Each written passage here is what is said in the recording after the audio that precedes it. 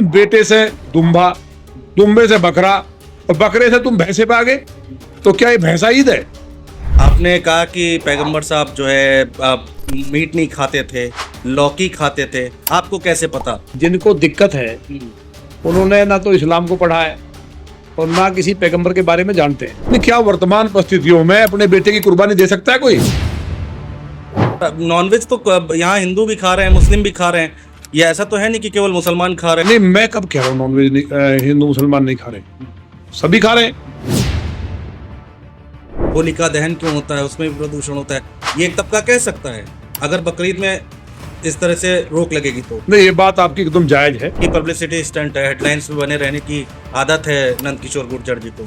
Publicity stunt मान लो, कोई और करके दिखाओ ना, मान लो कौन सा स्टंट है हमारा। इंडिया के अंदर जितने भी मुस्लिम हैं उनमें मुश्किल से 0.005 अगर मान लें उतना मुस्लिम है, उसके अलावा सारे हिंदू हैं। कि जिन्होंने डर की वजह से, तलवार के डर से सलवार पहन लिया था, वो मुस्लिम है। और मेरा उनको चुनौती है कि जिन्होंने मोहम्मद साहब को पढ़ा है वो जानते हैं कि मोहम्मद साहब शाकाहारी थे, भगवान श्री हरि विष्णु शाकाहारी हैं, शंकर जी शाकाहारी हैं। नंदकिशोर गुर्जर जैसे विधायक ऐसे ना जाने कितने आए और कितने चले गए। हम तो अपनी बकरीद जैसे मनाते आ रहे मनाएंगे। हमें पता चलेगा तो उसका भी इलाज तो करेंगे, हम छोड़ेंगे थोड़ी। आप हमें वीडियो दे देना, फिर वो कभी नहीं कहेगा जीवन में कि नंदकिशोर गुर्जर कौन है। ना अली ना बाहुबली, लोनी में आ गए हैं बजरंग बली। कि आप अपने आप को बजरंग बली मानते हैं क्या? जो गाय काटने वालों की तुरंत सूचना दे करके उनका इलाज करवाते हैं, जो यहाँ बहन बेटियों से बदतमीजी करते हैं, गुंडाई करते हैं, वो तुरंत बजरंग बली महाराज की प्रेरणा हमें होती है। मुसलमानों से दिक्कत बहुत है आपको? नहीं, मुसलमानों से कोई दिक्कत नहीं है, क्योंकि सारे हिंदू हैं। मुझे कठमुल्लों से दिक्कत है।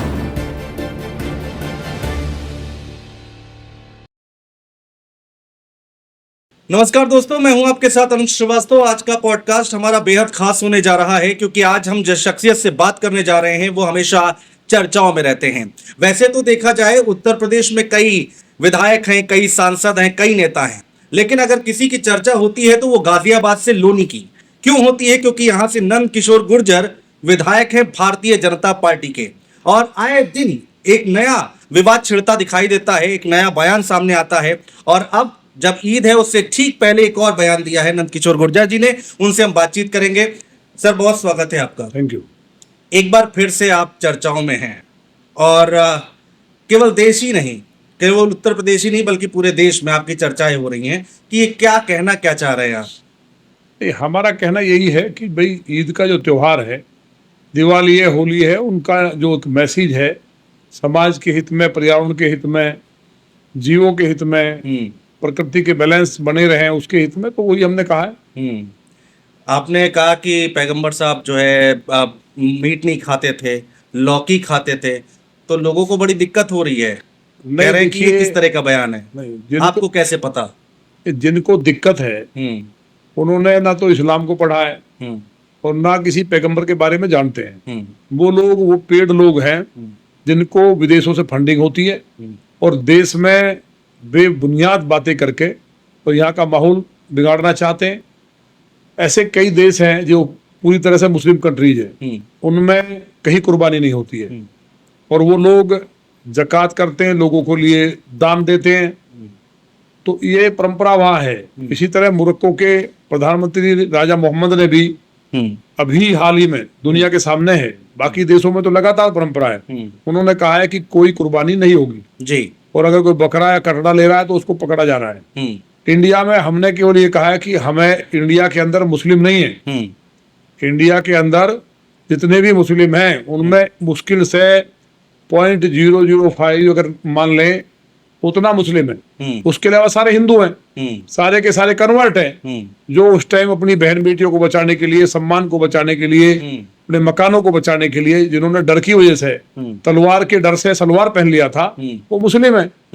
तो है तो हिंदू ही, गुजर मुस्लिम है, जाट मुस्लिम है, हमारे राजपूत जो रांगड़ मुस्लिम है, महेश्वरी त्यागी मुस्लिम है, बढ़ई है, ये सब जो जातियां हमारी थी वही बदल करके मुस्लिम बने। तो उनको तो और ज्यादा समझना चाहिए। वो जबरदस्ती के मुश्किल से 300 साल नहीं हुए, कुछ को 100 साल हुए मुस्लिम बने हुए। 300 साल से पहले तो मुस्लिम ही नहीं थे भारत में। औरंगजेब ने जो मक्कारी की, कत्लेआम किया, लोगों ने उस टाइम, उसके बाद कुछ और जिहादी आए, उन्होंने मार काट की, बेटियों को जौहर करना पड़ा, जो जिन्होंने धर्म नहीं बदला उन लोगों को इन लोगों ने कत्ल कर दिया, जो डरे उनको धर्म बदल दिया। तो जो अपने भाई हमारे हैं, हमारा उनका डीएनए एक है और हमारे जातियां भी एक है, तो उनको ये मानना चाहिए कि जो मुस्लिम कंट्री हैं वो लोग आज कहीं कुर्बानी नहीं कर रहे। जहां जीव कटते हैं, अगर हम बात करें साइंटिफिक रूप से, जीव एक साथ कटते हैं तो उससे कंपन होता है और उस कंपन से भूकंप जैसी आपदाएं आती है और प्रकृति का बैलेंस बिगड़ता है। एक दूसरी बात, अगर एक साथ जीवों को काटेंगे तो जो प्रकृति का जो साइकिल है वो भी बिगड़ता है। अब आप कह रहे हैं कि बकरा ईद पे जो है कुर्बानी करना जरूरी है। ऐसे कई जो अपने आप को बहुत स्कॉलर कहते हैं या हम अपने को कहते हैं कि हम बहुत बड़े मौलवी हैं, और अब मैं देख रहा हूँ टीवी डिबेट पे जी वो इस तरह की बातें कर रहे हैं कि भाई ये तो अल्लाह ताला का हुक्म है। अल्लाह ताला का हुक्म क्या है? उनका हुक्म ये है कि उन्होंने जो हजरत इब्राहिम है उन्होंने उनके हुक्म पे अपने बेटे की कुर्बानी दी। बिल्कुल, उनका ईमान सच्चा था तो बेटा बच गया। जैसा मान्यता है कि दुम्बा प्रकट हो गया, तो कुर्बानी अल्लाह को मंजूर नहीं थी ना, परीक्षा ले रहे थे कि उसका भाव क्या है। हमारे यहाँ भी रावण ने अपना सिर चढ़ाया शंकर जी को, ध्यानु भगत ने माता रानी को चढ़ाया, ईमान सच्चा था, जिंदे हो गए। लेकिन क्या वर्तमान परिस्थितियों में अपने बेटे की कुर्बानी दे सकता है कोई? बात तो ईमान की है ना। जब हम लोग बेटे से दुम्बा, दुम्बे से बकरा और बकरे से तुम भैंसे पे आ गए, तो क्या ये भैंसा ईद है या भैंस ईद है? ये बकरी ईद अगर ये बता रहे हैं तो उसमें जो बकरा जो काटा जा रहा है वो किसी की जान लेने का अधिकार नहीं है। जो मैं समझता हूँ हजरत मोहम्मद साहब के बारे में जितना पढ़ा है और जो मुस्लिम भी मानते हैं, जो प्रोग्रेसिव मुस्लिम हैं, जो इको फ्रेंडली ईद बनाने की घोषणा कर चुके हैं। लौनी में तो कई साल से मना रहे और लखनऊ में भी घोषणा हुई है। अभी मैं देख रहा हूँ शाहजहांपुर में कई जगह पे घोषणा हुई है। तो ये एक अच्छा संकेत है देश में कि जो जनता में जकड़े हुए हैं, जो फर्जी नकली जो मुसलमान हैं वो ज्यादा चिल्ला रहे हैं। जो असली अरब के मुस्लिम हैं या जो दूसरे कंट्री जो डेवलप्ड कंट्री है उनके मुस्लिम है वो कई कुर्बानी को जगह ही नहीं दे रहे। अब जहां तक मोहम्मद साहब की बात है, वो तो मांसाहारी थे ही नहीं। लोग यही तो कह रहे हैं कि आपको अगर अपील करनी थी तो कर देते, मोहम्मद साहब से जोड़ने की क्या जरूरत आ पड़ी थी? नहीं तो भाई कमाल की बात है। मान लिया हम सनातन की बात करें जी और शंकर जी की बात ना करें तो क्या हो सकता है? मोहम्मद साहब को इसलिए कहा कि प्रोफेट मोहम्मद को इस्लाम का बच्चा बच्चा मानता है। हम भी मानते हैं और लोग भी मानते हैं। हर धर्म का सम्मान है हिंदुस्तान में, धर्मनिरपेक्ष देश है। तो उसमें मोहम्मद साहब ने इसलिए शाकाहारी थे। कुछ लोग बवाल कर रहे हैं मोहम्मद साहब लौकी और तोरई खाते थे तो इसी बात पे बवाल कर रहे हैं। तो ये बात प्रमाणिक है। जो मैं आपके माध्यम से कहना चाहता हूँ, मेरा उनको चुनौती है कि जिन्होंने मोहम्मद साहब को पढ़ा है वो जानते हैं कि मोहम्मद साहब शाकाहारी थे। भगवान श्री हरि विष्णु शाकाहारी हैं, शंकर जी शाकाहारी हैं, ब्रह्मा जी शाकाहारी है। कोई देवता देखा मांस खाते हुए? तो ये जो लिखा है कम्युनिस्टों ने हिस्ट्री में या जो वेद और हमारे जो शास्त्र है उनको खंडित करने का प्रयास किया है। कुछ ने तो कह दिया सीता जी को वनवास दे दिया, जबकि वो कहीं है ही नहीं वाल्मीकि रामायण में। वाल्मीकि जी गुरु थे, शिक्षा दी उन्होंने महल में आके, महल में रही सीता जी। तो ये सब धर्म को जो खराब करने की बात है।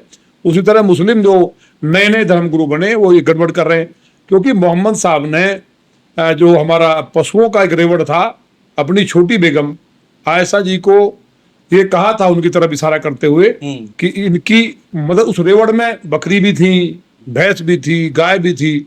उसकी तरफ इशारा करते हुए कहा था कि इनका दूध शिफा है, मतलब दूध शिफा है और मांस से बीमारियां फैलती हैं। तो मेरा ये संदेश मेरे अनुयायियों में पहुंचाना, इस्लाम के मानने वालों में पहुंचाना कि दूध जो इसकी शिफा होती है इसकी रक्षा होनी चाहिए, इसकी हत्या ना हो।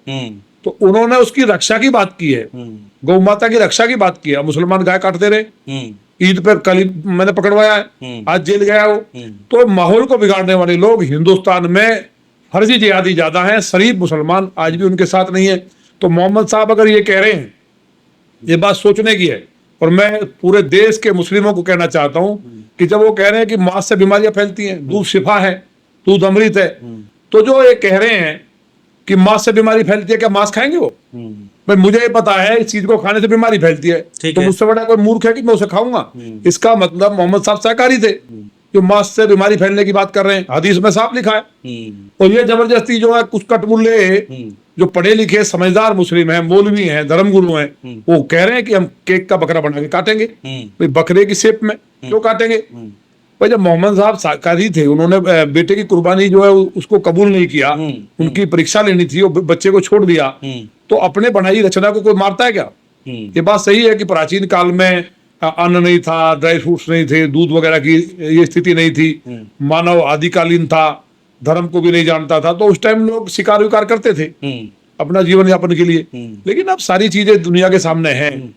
2 करोड़ से ज्यादा ईसाई आज राधे राधे करते हुए उन्होंने सब मांसाहार छोड़ करके, सब शराब छोड़ करके पूरे देश में दुनिया में ये मैसेज दे रहे हैं कि शाकाहार जो है उससे व्यक्ति स्वस्थ रहता है, तो शाकाहार मनुष्य के लिए फायदेमंद है। और मनुष्य के दांत भी नुकीले नहीं है, शेर की तरह, गिदड़ भेड़िए की तरह।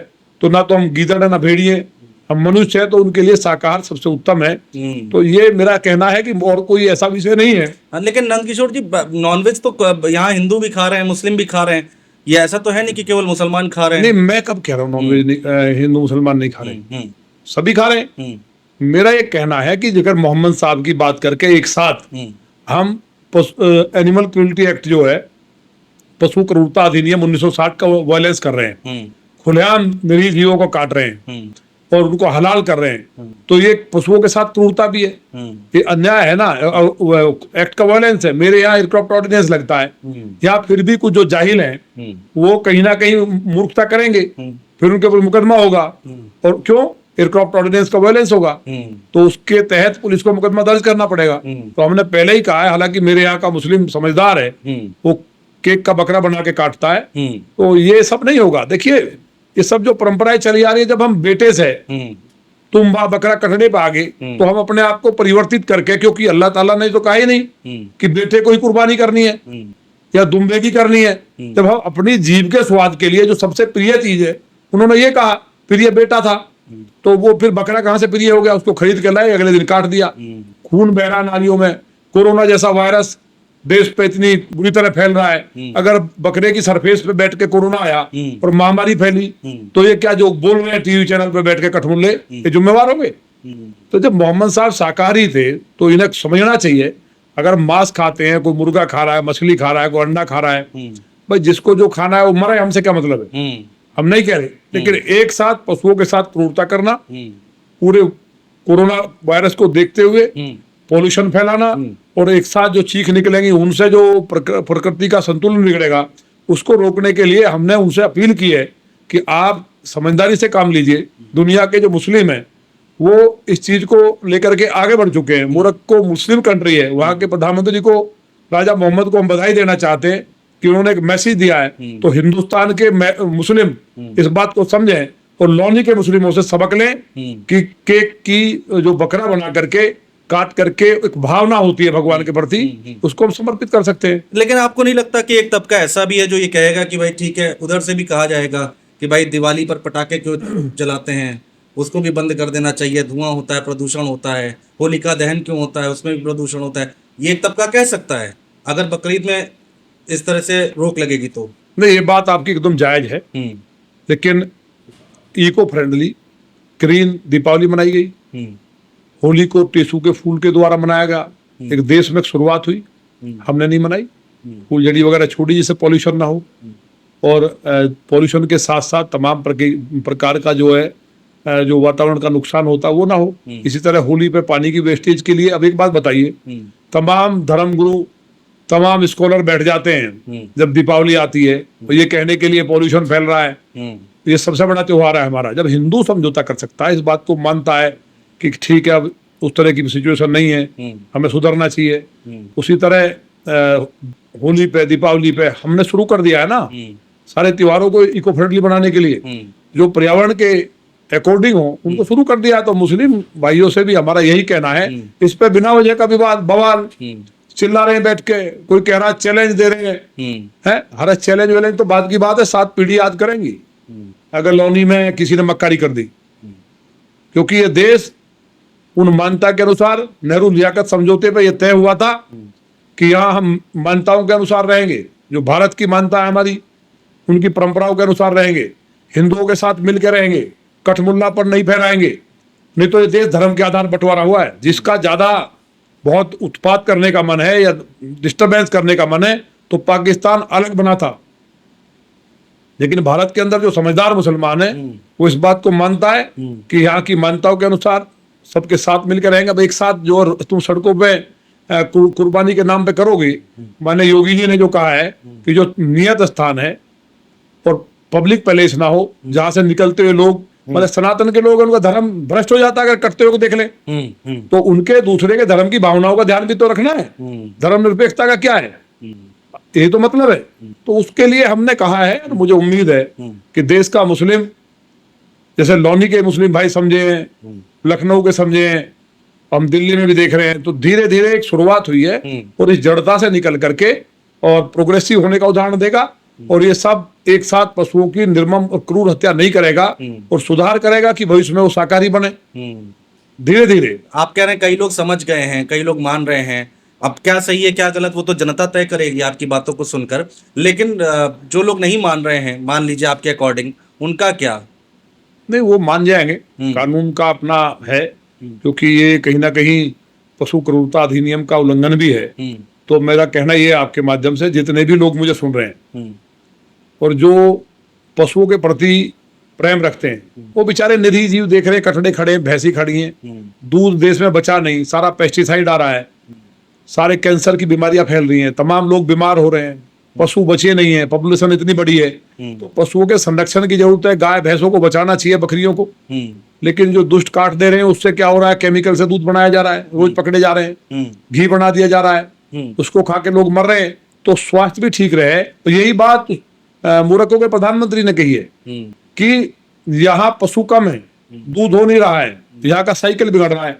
तो भारत के मुसलमानों को ये मूर्खता ना दिखाते हुए कि हमारी बेइज्जती हो रही है जी, हिंदुओं ने क्यों कह दिया हम कम नहीं है, हम कत्लेआम कर देंगे, तोप चला देंगे। तो ये माननीय मोदी जी का देश है, अब ये उस कांग्रेस का देश नहीं है जो बकवास करती थी। हम सबके लिए काम करते हैं, हर धर्म जाति वर्ग के लिए, 140 करोड़ लोगों के लिए माननीय प्रधानमंत्री जी काम कर रहे हैं। मलियाना में हजारों मुसलमान मरवा दिए थे कांग्रेस ने, शायद दुनिया को पता है, ट्रकों में भर भर के लाश गई थी। सपा की सरकार में 4000 दंगे हुए थे, माननीय योगी जी की सरकार में कोई दंगा हुआ? तो शांति रहे, सब आगे बढ़े और लोग हाईटेक हों। अब जा कहें हम तो उसमें पढ़ेंगे मदरसे में, दुनिया कहाँ जा रही है? दुनिया चांद पे चली गई, नीचे पाताल लोक में बैटरी जला के घूम रहे हैं। अगर ये मोहम्मद साहब को ही इतना मानते हैं तो विद्युत के भी खिलाफ थे भाई, वो तो बिजली कहाँ थी जमाने में। अभी वो चिल्लाते हैं जो माइक लगा के और फिर कहते हैं माइक कम क्यों करा दिया। क्या मोहम्मद साहब के जमाने में या जो अल्लाह ताला का हुक्म है उसमें कहीं लिखा है कि माइक लगा के चिल्लाओ? जब एक आदेश आता है तो सनातन को मानने वाले लोग तुरंत उसको फॉलो करते हैं। भाई सरकार ने कहा है तो अपना माइक बंद कर देते हैं, उतारना उतार लेते हैं। तो हम जिद क्यों करें? तो देश में केवल ये दिखाने के लिए दुनिया के सामने जो कुछ लोग जिनको पैसा बाहर से फंडिंग होती है, जो आईएसआई के एजेंट है, वो बेचारे शरीफ मुसलमानों को कहीं ना कहीं भड़काते हैं। अच्छा। अब लौनी में इस तरह के लोग नहीं है, अच्छे लोग हैं। तो वो लोग जो हमने कहा है, जो सरकार ने कहा है, और उनकी मंशा है कि कहीं ना कहीं हम हिंदुओं की तरह ही, जैसे होली पे वो हिंदू समाज ने कर दिया है, दीपावली पे कर रहे हैं, तो हम भी इको फ्रेंडली बनाए। जब से आपने ये बयान दिया तब से बहुत चर्चा चल रही हैं, बहुत विवाद हो रहा है, बहुत हंगामा हो रहा है। यहाँ पर आने से पहले मैं एक न्यूज़ चैनल को भी सुन रहा था, तो उसमें आम पब्लिक के लोगों से रिएक्शन लिया जा रहा था। उसमें से एक आवाज़ उठकर आती है कि नंद किशोर गुर्जर जैसे विधायक ऐसे ना जाने कितने आए और कितने चले गए, हम तो अपनी बकरीद जैसे मनाते आ रहे मनाएंगे। अब वो बात सही है, विधायक तो बहुत आए गए, उसकी बात गलत नहीं है, लेकिन नंद किशोर गुर्जर तो एक ही है। और क्या कहें आपके चैनल पे हम, तो हमें पता चलेगा तो उसका भी इलाज तो करेंगे, हम छोड़ेंगे थोड़ी। आप हमें वीडियो दे देना, फिर वो कभी नहीं कहेगा जीवन में कि नंद किशोर गुर्जर कौन है। ये देश कानून से चलेगा, धमकी से नहीं। लेकिन अगर कोई आदमी की भाषा गड़बड़ है तो उसकी भाषा जो है उसी भाषा में वो समझ ले, तो समझाने का काम भी कहीं ना कहीं सनातन में लिखा है कि उसको समझाना चाहिए। कुछ लोग ये भी कहते हैं कि पब्लिसिटी स्टंट है, हेडलाइंस में बने रहने की आदत है नंद किशोर गुर्जर जी को। तो पब्लिसिटी स्टंट मान लो, कोई और करके दिखाओ ना, मान लो कौन सा स्टंट है हमारा। हम राम कथा कर रहे हैं, उस पर लाठी बरसा दी जाए, ये स्टंट है? ये हमने कहा था लाठी बरसा दो। अब आप ही लोग फिर उसको जो मीडिया वाले लोग हैं उसको जिस तरह से सामने चीजें आती हैं, मैं सही को सही कहता हूँ, जो कानून के तहत है उस बात को करता हूँ, नियम विरुद्ध कोई काम नहीं करता। उसको कहने का साहस हर व्यक्ति नहीं करता, मैं कहने का साहस करता हूँ। इसलिए मीडिया के लोग जो सच्चाई को दिखाने की ताकत रखते हैं वो उस बात को पहुंचाते हैं वहां तक, और जो लोग चमचागिरी चाटुकारिता कर रहे हैं वो समाज की सही बातों को पहुंचने नहीं देते। हम एक सामाजिक प्राणी भी हैं विधायक होने के साथ साथ, तो ये हमारी ड्यूटी है कि समाज का सुधार हो, समाज में दंगे ना हो, आपस में लोग मिलजुल के रहें।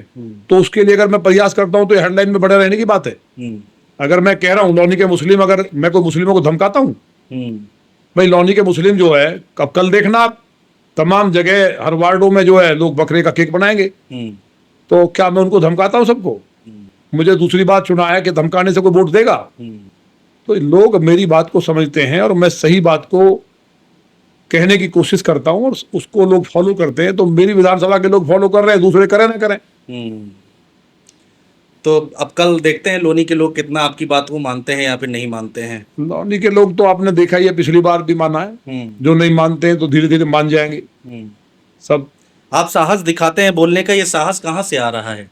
ये तो सब जो जनता ने मुझे ताकत दी है, जनता भगवान का रूप होती है, जनता की ताकत है, और देवादिदेव महादेव और महामाई का आशीर्वाद है, गौ माता का आशीर्वाद है। गौ ब्रह्मांड की नायक है, वो विश्व की माँ है, जगत की माँ अगर कोई है तो वो गौ माता है। वेद ने कहा है, मोहम्मद साहब खुद कह रहे हैं कि गाय का दूध सिफा, इसकी रक्षा करो हदीस में, और ये चिल्ला रहे कि हम काटेंगे।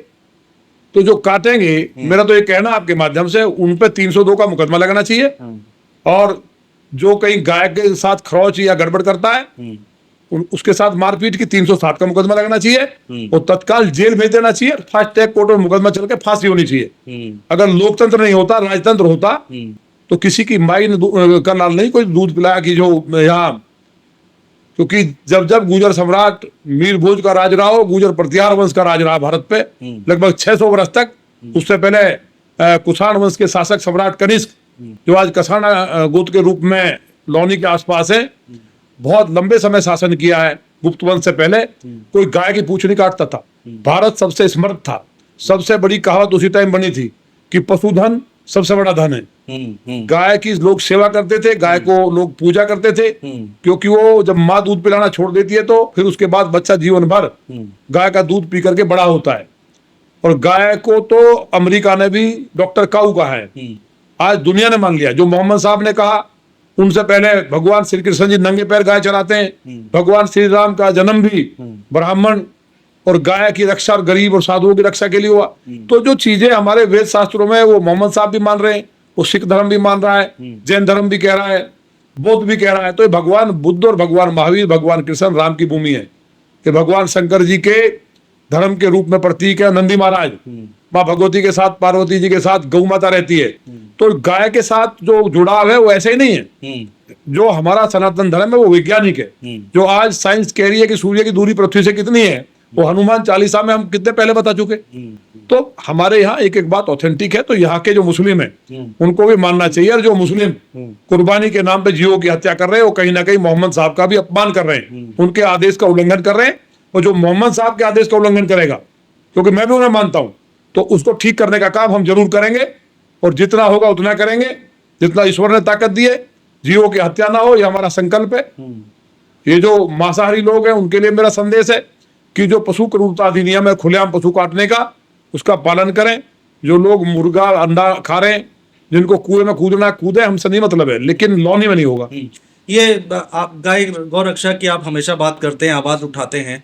लखनऊ से लेकर दिल्ली तक आपकी सरकार है, भारतीय जनता पार्टी की सरकार है। भाई हिंदुत्व की बात करती है भारतीय जनता पार्टी, गौ रक्षा की बात करती है। उसके बावजूद अगर नंद किशोर गुर्जर जी को गौ हत्या रोकने के लिए संघर्ष करना पड़े, कल की घटना आप बता रहे हैं कि हमने पकड़ा है, तो ये तो विडंबना है। नहीं पकड़ लिया ना, कट तो नहीं पाई भाई, नहीं कट पाई ना, पकड़ा गया, उसका इलाज बहुत अच्छा हुआ है। अब वो जेल में गया। अभी जेल में भी जो है हमारे यहाँ के जेलर बहुत अच्छे हैं, वहाँ जो अंदर कैदी हैं वो सब गोभक्त हैं। तो जेल में भी कुछ ना कुछ तो इलाज होगा कि नहीं होगा है? तो जो बकरे की अम्मा कब तक खैर मनाएगी, इसलिए वो चिंता ना करो। ये देश जो है धीरे धीरे सनातन की सदी है, और भारतवर्ष जो है जब तक गाय के खून की एक भी बूंद धरती पे गिरेगी, कोई दुनिया की ताकत नहीं भारत को विश्वगुरु बना दे। भारत विश्वगुरु जिस दिन गाय कटनी बंद हो जाएगी हिंदुस्तान में, हाँ। उस दिन ज्यादा लंबा समय नहीं लगेगा, विद इन 5 ईयर तमाम शक्तियां, तमाम कायनात वो सारी साथ खड़ी हो जाएगी और भारत विश्वगुरु बनेगा। उसके लिए अलग से व्यवस्था ईश्वर करेंगे। जब से माननीय मोदी जी आए हैं, कई राज्यों के मुख्यमंत्रियों ने राजमाता आसाम जैसे स्टेट में गाय को काटने पे बैन लगा दिया है। उत्तर प्रदेश में ऑलरेडी है। माननीय योगी जी ने तमाम स्लॉटर हाउस और जो अब बोला है सख्ती के साथ कि गाय, ऊंट और जो प्रतिबंधित जो हमारे जीव हैं उनकी हत्या ना हो। योगी जी भी चाहते हैं कि एक भी जीव ना कटे, लेकिन धीरे धीरे लोग सुधार की तरफ है। तो देश भर में बीजेपी की गवर्नमेंट आने के बाद गोवा से लेकर के जहां तमाम पार्टियां करते थे लोग, अब जाइए बंगाल में खुलेआम गाय काटी जा रही है। तो मुझे उम्मीद है इस तरह से जब धर्म बढ़ता है तो धर्म की रक्षा होती है, तो बंगाल में भी बीजेपी की सरकार आएगी और गाय की रक्षा होगी और भारत पुनः दुनिया के व्यापार में 40% हम लोग निर्यात करते थे, आज हम घटे हैं। तो गौ माता के आशीर्वाद से था कि हमें सोने की चिड़िया कहा जाता था। तो दोबारा से देश सोने की चिड़िया बने, इसलिए गायों की रक्षा।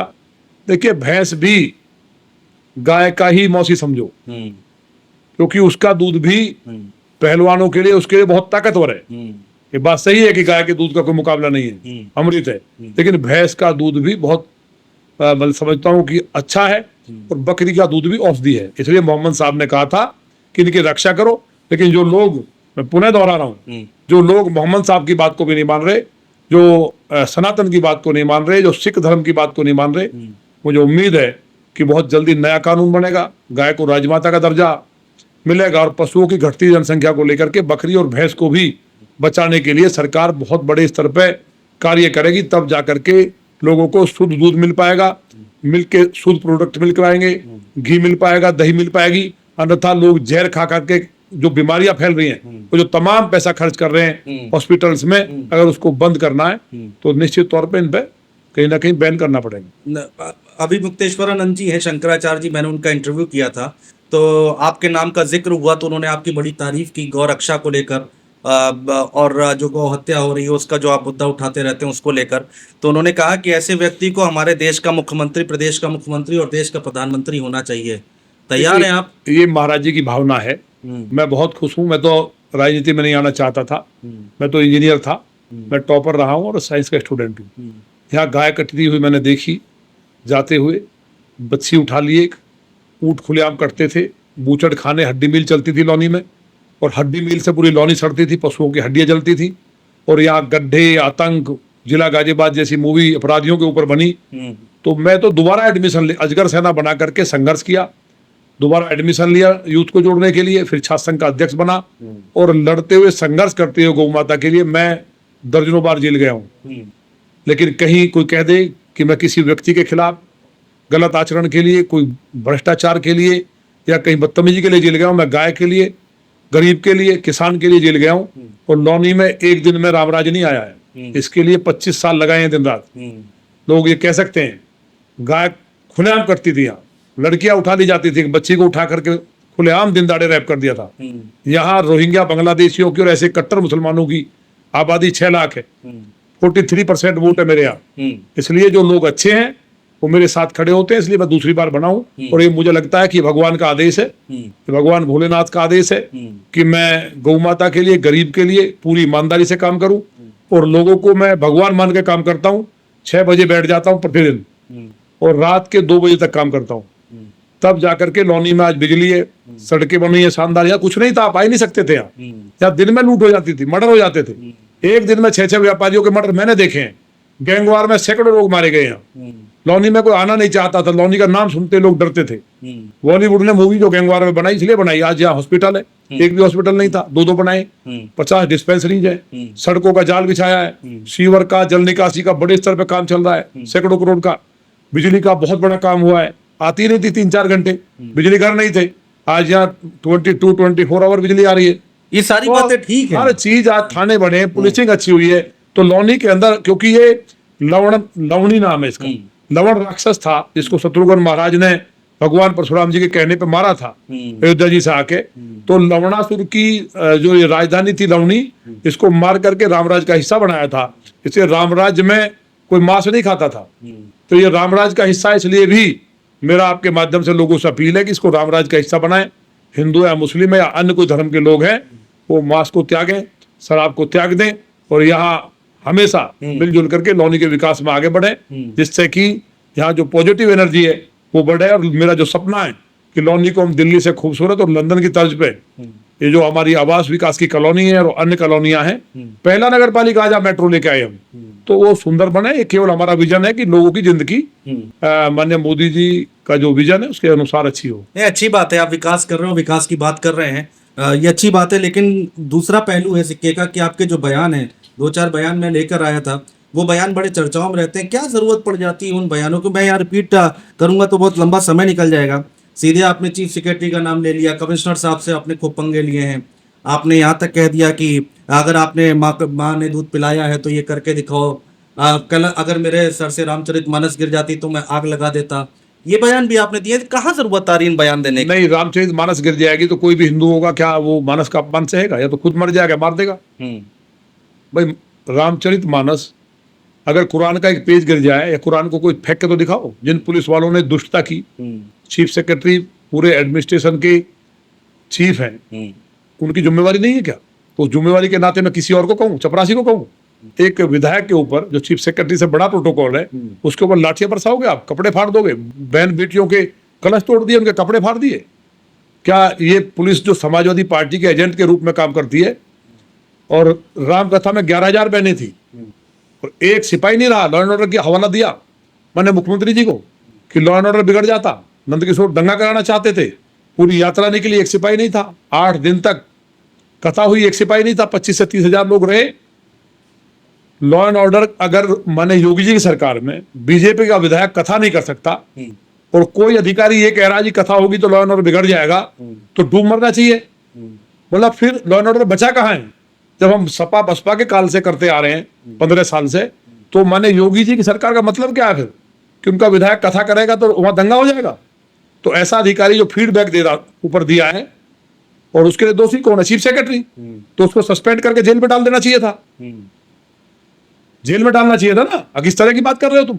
मतलब मेरा विधायक अगर राम कथा कर रहा है, सारे समाज को जोड़ रहा है, समाज में अगर मैं कहीं वहां बार खुलवा करके वहां लड़की डांस कराता तो ये चाहता प्रशासन?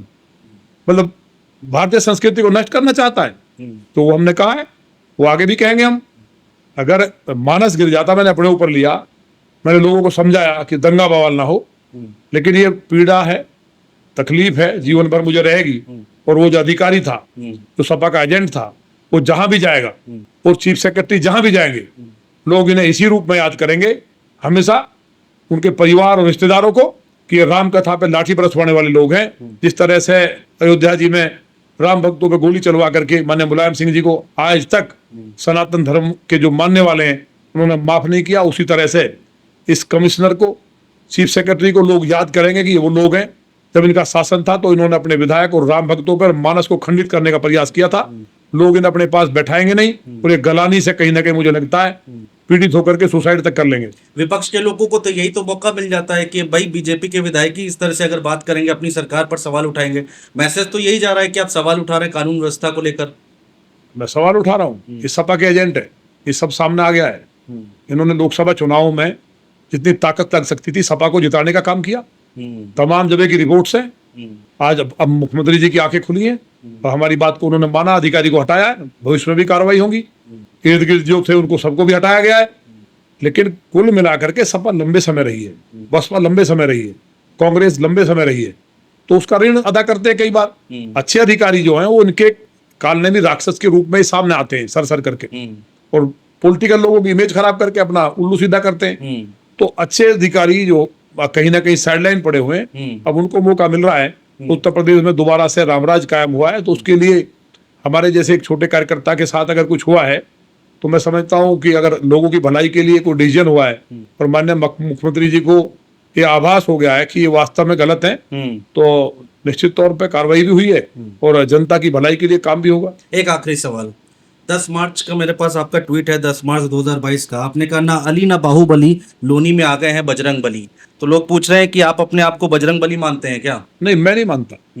बजरंग बली जो यहाँ आदर्श रूप में रहते हैं, जो गाय काटने वालों की तुरंत सूचना देकर के उनका इलाज करवाते हैं, जो यहाँ बहन बेटियों से बदतमीजी करते हैं, गुंडाई करते हैं, वो तुरंत बजरंग बली महाराज की प्रेरणा हमें होती है। यहाँ के लोगों को उनकी कृपा है, तो बजरंग बली लौनी में रहते हैं। क्योंकि यहाँ हनुमान जी महाराज भी तो शत्रुघ्न महाराज जी के साथ आए थे लवणासुर को मारने के लिए। वो तो हर सेना के सेनापति थे।